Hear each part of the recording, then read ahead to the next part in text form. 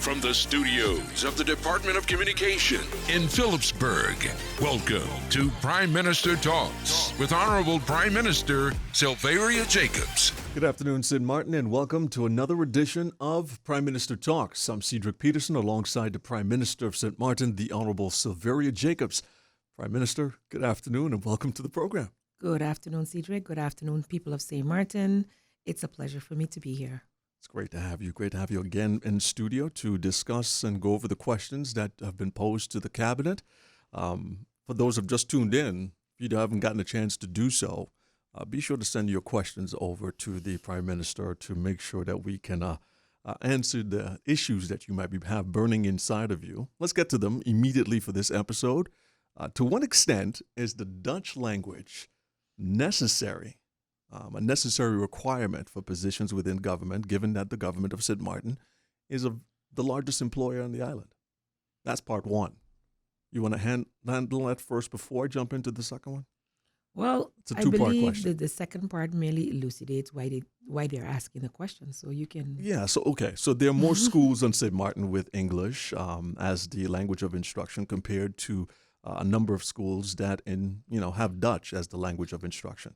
We also allow students to acquire higher education in English regionally, which is also financed and promoted by the government. So, to what extent is the Dutch language necessary requirement?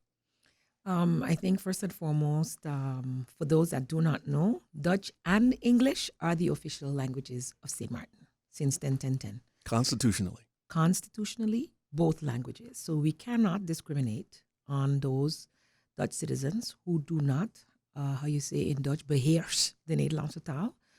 We do teach Dutch in all our schools, subsidized schools and public schools. So whether they are Dutch schools or English schools, Dutch is a requirement to graduate. So you are taught Dutch. Of course, those that then continue on to tertiary education in English would have maybe lose some of their Dutch, but as a Dutch citizen, you have all opportunities to upgrade yourself in any language as needed for your job. I know that as government, we hire persons of Dutch residents, Dutch nationality as a priority, of course. We do have others as well that do get hired on contract basis if they are not Dutch, of course. But most of the jobs within government require bilingualism. So if your Dutch isn't up to par, then you're given opportunity to upgrade yourself and government provides you with extra Dutch classes, or you are asked to upgrade yourself with extra Dutch classes which are available throughout the island. So you have to have at least rudimentary knowledge of Dutch, but I know several people who have come into the organization with less than rudimentary and have functioned optimally because you could say in the beginning of 2010, most of the advices were being done in Dutch, etc. But as we've moved on and acknowledged that we are a bilingual country, the English has taken a higher precedence. So even if an advice is written in Dutch, you can get translations.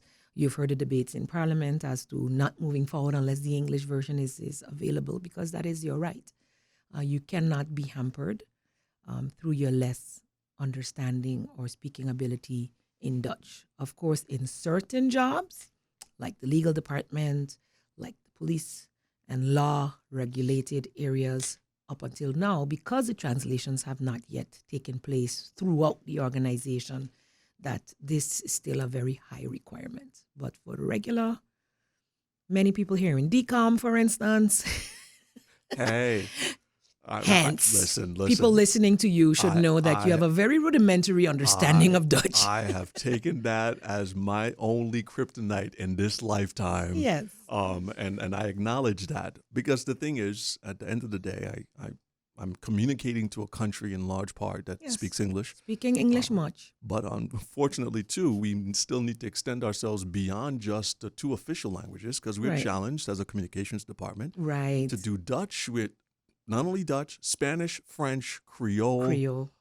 In reaching a wide section of our population. So that is. But I think we could also, as a government, look at doing more acculturation programs for persons. I know now, especially if you want a Dutch passport, you have to actually go through the Dutch classes and pass. Well, it's a good thing I before was you born can. here. Yes. But those who have gone through education are exempted from that because the education provides for that. So, once you can prove you've been to school here for X amount of years, you're exempted from that. But I think it's a good requirement to be holding the Dutch passport. It is a European passport at the end of the day. And we as St. Martin people, actually people who come to St. Martin or deal with us outside of St. Martin are impressed by our ability to properly converse and understand more than two languages because our students who go through the regular system learn also Spanish and French. Now, not in my time. It was one or the other Exactly. at the time. But now, all our students who go through our regular programming have, at least in the basic first 2 to 3 years, have both Spanish and French besides English and Dutch. So we're a highly linguistic country. And that is a benefit once you actually leave the country or in certain jobs that you can get out there. Prime Minister, what's your take on the fact that our documents being in Dutch and still pending the translation to English? You mean the legislative and Correct. Because of the court fact, because I'm a stickler for it when I say that, I feel like my constitutional right has been infringed upon when I get a document that's only in Dutch and it's not translated in English. Right. But where are we in the process, would you say? Well, I can't give you a direct answer with that, but I know that as they work on legislation, so the legislation that is being worked on in the process, they have to submit both English and Dutch versions. But if there is a discrepancy, the Dutch version still will have precedence because that's the language in which it was written. Right. All right. Next question on our list of questions this week. Data being a very important part, as this person feels in their question. But it's not necessarily a part of the decision-making process. The person is looking at what are our plans for getting the civil registry up to par in terms of social security numbers and information sharing between government departments. But what's your take on the data aspect? I don't necessarily agree that decision-making across the board is being taken without proper data. Sometimes when you see that something is taking long, it's because you require some data. So some specific research is happening. So maybe we don't have all the data we require at our fingertips, but decision making is taken based on some type of data that is extrapolated from our systems. Yes, this new government going in sees e-governance and it making our systems more efficient and effective as one of its priorities.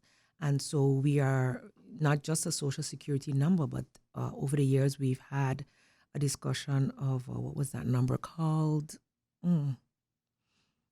Similar to how it's done with our partners in Netherlands is a BSN number, but it would have its own abbreviation here that would be usable throughout. We already have an identity number that is, unique. Oh, unique codes. That was the word that was used back in the day, and I remember VSI using it a lot. So social security number or adapted number so that you don't have a separate number for taxes, a separate number for your identity card, another number for social welfare. We would really like to go to one number that is utilized, and therefore once we get all systems speaking to each other via technology, then it would be so much more simple for persons to access government services, especially if they need information from another government entity. How we would like to, the vision is, and this is the vision and what we are working towards, is that we would be able to say, for instance, a student has to apply for study financing and requires their parents' tax records. They are required to have a registration within civil registry, etc. That's just mentioning two different places where the student has to go and get information. We would like it to be that once that child or that young person applies for study financing, if there is a fee that is required for those documents that are required, it can be paid at that level, and study financing with the payment of it gets the approval of the student to access via the system the information from the other entities. Because there's a right of privacy, and that's why you would hear from one department to the next, well, you need to bring me this from that and that department, especially the tax department. I cannot walk in and ask for the tax records of Cedric Peterson. That's against the law. Cedric Peterson would have had to issued me a power of attorney to request those figures or those declarations. Right. So by virtue of the fact that you're applying for a whether it's social services that requires you to have X, Y, and Z, you may need a certificate of good conduct, which comes then from the Justice Department. If you are able, we would like our systems to so be able to talk to each other that with the proper approvals, signing of the person requiring that information, they pay one fee to get the 3-4 documents that includes those 3-4 documents, and then those documents can be just shot over, sent to the entity that requires it to be able to take decisions moving forward. So that would be the goal. We are not there yet. St. Martin, you're listening to episode 5 of Prime Minister Talks right here on St. Martin Gov Radio, 107.9 FM. Stay with us. We'll take your next question as it deals with the hat that the Prime Minister wears when there's a disaster or the hurricane season, and she activates this committee. It's the Emergency Operations Center. Stay tuned. We'll be taking your question on that subject next on Prime Minister Talks. Stay with us. Prime Minister Talks with Honorable Prime Minister Sylveria Jacobs. Good afternoon, St. Martin. You're listening to Prime Minister Talks, episode 5, and we closed off the last segment there talking about data and its importance and the role the civil registry actually plays in this process. There was an additional point that you wanted to make, PM. Yes. I did go into a more broader description of what our goal is in terms of facilitating the more, sharing of information by having that unique number. For civil registry in and of itself, there must be a cleanup of that registry that has been ongoing over the years. And of course, we've seen some people, getting disgruntled because based on the law, their passport, for instance, couldn't be renewed, et cetera, et cetera. So there is a cleanup of the registry taking place. And hopefully once that is finalized, then we are better able to extrapolate information. But of course, that still leaves immigration, on the other hand, to also do their part to have a proper registration of visitors and the like, and when they are supposed to actually leave the island, etc. So it will require not just the cleanup of civil registry, but also of our immigration. This next question deals with the role that you play as well as Minister of General Affairs. At times when you activate the Emergency Operations Center, you become the chairlady of the Emergency Operations Center. This person is asking what measures are being taken to ensure that we are prepared physically for another hurricane. Yes, as chairperson of the EOC, Emergency Operations Center, I've already had 2 meetings, one with the general membership and a couple with Mr. Clive Richardson, who is the head, and National Disaster Coordinator. Of natural disasters, yes. And especially because we had the threat of the earthquakes and the tsunami. What came out of those meetings is that we are pretty much prepared in the sense of knowing how to get ready for. There are enough advanced warnings to be able to prepare. Of course, our shelters are not where we would want them to be. Our alarm systems, et cetera, are not where we would want them to be. But in terms of general preparation for hurricanes, our ESFs, which are the members of the EOC, they all have their role to play and they know what those roles are. They have action plans. They know what they have to do. Where it pertains to preparations for other types of disasters is where my concern lay after hearing about the preparation levels for hurricanes. And what we are currently working on is making sure that we have action plans as well for other types of disasters, such as tsunamis, earthquakes, and lately, of course, the medical types of disasters we can have, such as the novel coronavirus. Yeah, there's these type of threats that are not seasonal. Right, that are not seasonal and that you don't necessarily get as much time to prepare for. Correct. With this outbreak, of course, we have our protocols between the health department, the CPS, Collective Protective Services under VSA. They already have their connections with PAHO and the WHO, which would give the alerts. And now with everyone being, tuned into the World Wide Web, and we will know of things as soon as they know. In the past, it would go to them and we wouldn't know until it became a threat for us. But with the advances in our internet and everything else, people know what's going on in Timbuktu, before it's even official on St. Martin Gov Radio. So that is a reality that we face. And so we are more, as a country, what I've learned in the past couple of weeks, deflecting fake news and doing our best to disseminate. And, based on my connection with DCOM, that I have really been promoting that there is more information being shared. The EOC previously only came into like a higher sense of awareness a couple of months, 2 months or so before the hurricane season. But what I have asked of them is that they meet on a monthly basis. And even with this preparation for the 2 areas where we were not really up to par, they have to, within groups, meet every 2 weeks to finalize and synchronize all plans for our preparedness for other types of disasters, because the plans for hurricanes are very well in place. What's your view on the deflecting or the resources of government going towards the deflecting of fake news? Well, we do have, DCOM. I keep promoting DCOM, and I don't think that enough of our government organization uses DCOM to promote. And I believe they are learning with this new minister, Prime Minister and Minister of General Affairs. I think I can tap myself on the back in saying that as Minister of Education, Culture, Youth and Sport in the past, I made the most use possible out of DCOM, and I got that feedback from you all as well as maybe 1 or 2 other ministers. So in a country where we have 7 ministries, if we would all utilize DCOM to its maximum in getting the information out in a good and professional manner, I think we would be reaching more of our listening audience. We are visible on social media. We are in the radio world. We're on the cable TV. I think we have more than enough mediums available. And we send out our press releases to the written papers as well. So in this way, we're touching everyone.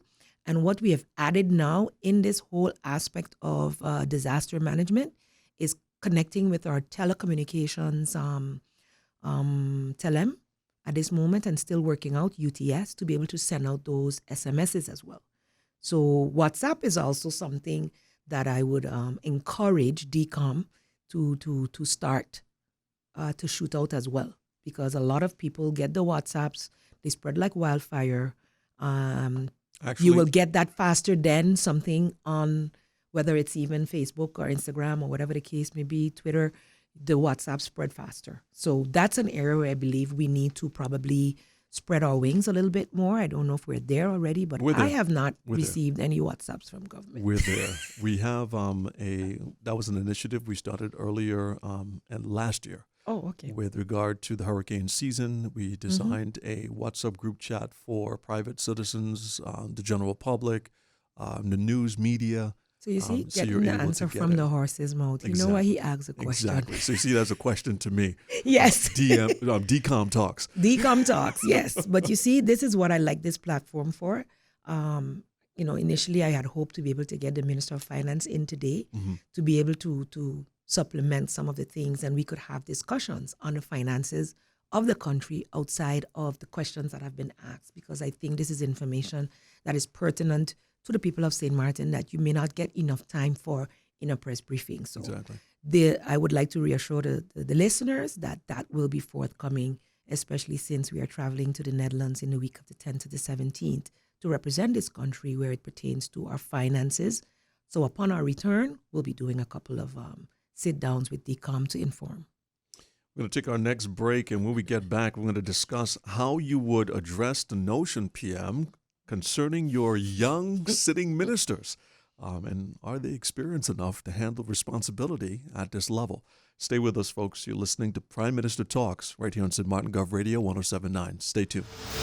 Prime Minister Talks with Honorable Prime Minister Sylveria Jacobs. St. Martin, you're listening to Prime Minister Talks, and we are in our final segment of the program. PM, we closed off by asking the question that the viewers and listeners have posed to your cabinet. How would you address the notion that the current sitting ministers and potential incoming ministers are too young for the ministerial post? Well, I would have to say I am sitting with this cabinet and I am actually leading it, and I cannot say it's a negative. The innovation, the energy, the ideas that are coming out can only help. We have been asking as a country for the youth to have a voice, and we do have a voice. I think we have a balanced Council of Ministers, and incoming we will have even more young ones, yes, but this is what, they didn't choose them for a ministerial position, but we know that once your team gains the seats and forms the government, they will appoint. And over the past years, I've noticed that the public is generally happy when they see the persons they have elected sitting on either side of the benches. So we're the people's choice. And I don't consider myself young. I am one of the more senior ones now. When I first came in, I could have been considered young too, not young as them in their late 20s and early 30s, some of them. But I think it's a positive thing because in this now generation, they are part of that generation. We have been seeing a change also on the organizational level with more and more of our students returning and getting jobs and innovating and trying to innovate and sometimes feeling a little pushback. This is not to say that experience isn't needed. We do have experience on both sides in parliament and in government. And a minister has to equip him or herself with a good cabinet, which can give them the type of advice that they need moving forward. You must be able to command the respect of your organization. And if people are prejudiced against you because of age, that's on them. I think people should be given the benefit of the doubt to prove themselves. And if you have a good support team around you, you are able to ensure your heart and passion and your willingness to learn from those in experience. You get the respect that you deserve and you're able to effect sustainable change. And that's what we hope to do. Utilize our experience as well as our youth and innovation to get the necessary change for St. Martin, which is very, very necessary right now. And you can see it also if you look at the new party getting the votes. That party was all young people. That sends a very strong signal to the people of St. Martin that we want our voices heard. We're tired of the same old, and we want our voices heard. And I am very willing to embrace that, and I'm happy that the people of St. Martin will be giving us a chance. Since we've been in there, I've gotten a sense of peace and acceptance from the people. You heard a lot of comments about the age of our ministers in the previous government, and so you're getting the opposite effect now. So you guess you might have some quote-unquote haters, as they might say in among the young people. But it is what it is. I think they should be given the benefit of the doubt. And from what I've seen thus far, I have a strong belief that we will be very successful. The extent that government goes forward to seek or to avoid conflicts of interest in appointing senior level civil servants, such as secretary generals. This is the last question that we have posed to your cabinet. How is that viewed? Avoid conflicts of interest. To what extent does government seek to avoid conflicts of interest when it comes to appointing senior level civil servants such as secretary generals? Well, this government has not yet appointed any senior level civil servants such as secretary general. And as a matter of fact, over the past 10 years, since we have achieved this status, a couple of the secretary generals are still acting in their functions. We, as a government, as a council of ministers, we have said that them and others who have been in acting positions too long should not continue to be a norm. That functions that require what our laws require, that functions be applied for, put out and applied for. And actually one or two of them were already in the process, so that will be dealt with. But we want to deal with any and all acting functions. So we will be having those functions put out and persons can apply. But you have the expectation that the person who has been acting for quite some time to be able to retain that based on their experience, based on their knowledge of their work, etc., but that there is no guarantee, of course. Conflict of interest can only arise if basically for ministers coming in, that's my concern in terms of conflict of interest at this moment. We have to ensure that ministers coming in can take decisions without conflict of interest. In cases where a decision, we always have an agenda where you have to decide whether, do you have any conflicts on this agenda? And if so, the person would have to leave the room for the decision making of that point. So that is taken care of within our Constitution. For persons, I would really need to get an example of what is meant by a conflict of interest for a civil servant. Civil servants, there are rules and regulations as to what posts they may or may not hold. For instance, you know now that a civil servant has been elected, more than one, has been elected to parliament. They cannot hold parliament's function as well as a civil servant function. Most functions on boards, et cetera, you cannot be a civil servant. You cannot be a member of parliament or a minister as well as hold a board function. So those things are pretty clear, and we just have to adhere to the rules, and that is what we do.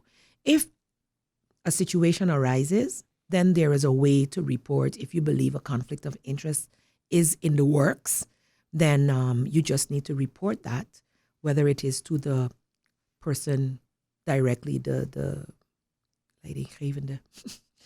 direct supervisor, department head, or SG of that person. And if it is the SG, then it is to the minister if you believe a conflict of interest is being perpetuated by government, and it has to be dealt with. Do you think it's a challenge in this process of growing a brand new country, because we're a small society, right, that the conflicts could be presented more often? Uncannily, having this discussion, I cannot divulge discussions held with His Excellency the Governor, but as formateur, you have to go through a process of ministers, candidate ministers, once agreeing to become part of a government and holding a ministerial position, must agree to distance themselves from whether it is businesses, foundation, and any other function to avoid conflicts of interest.